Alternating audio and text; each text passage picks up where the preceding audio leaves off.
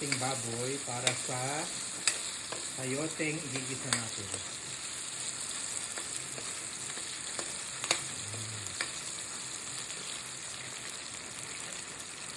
Papantusan natin konti hanggang sa maging brown.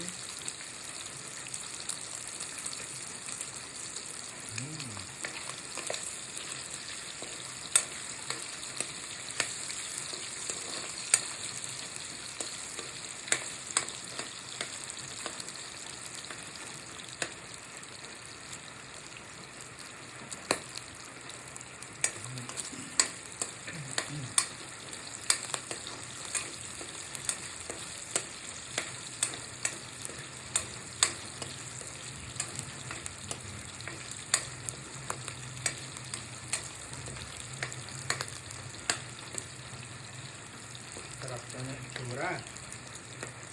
And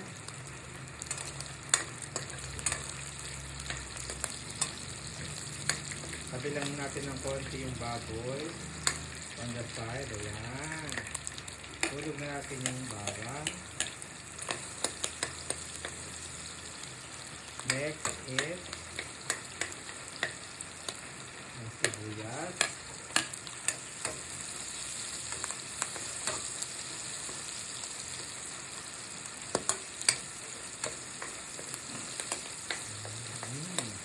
Amoy po, bango. And then, ang kamatis. Wow, ang ganda ng itsura, ang ganda ng kulay. At ang bango, wow, magutom.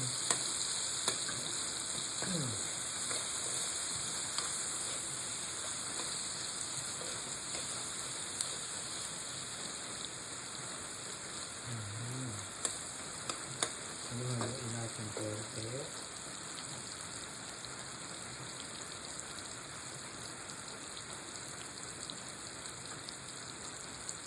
Nakita niyo, maganda. Ngayon, ihuhulog na natin ang sayote na hiniwa-hiwa natin kanina ng manipis. Yan.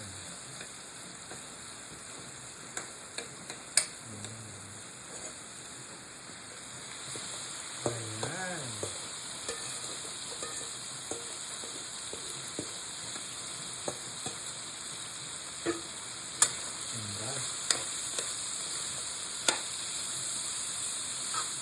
Simpleng luto pero masarap at masasabi.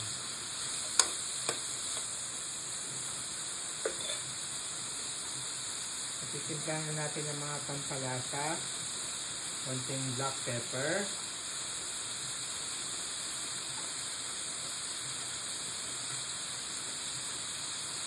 salt, okay,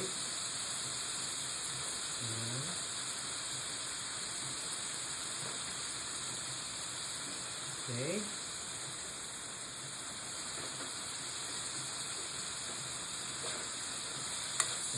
Halo-haloin na natin.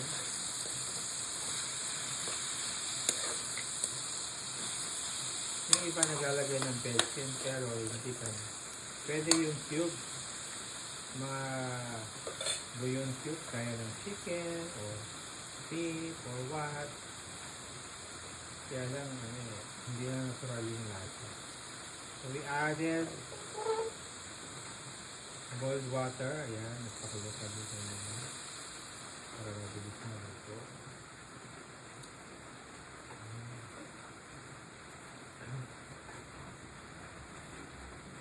Yan. Looks yummy.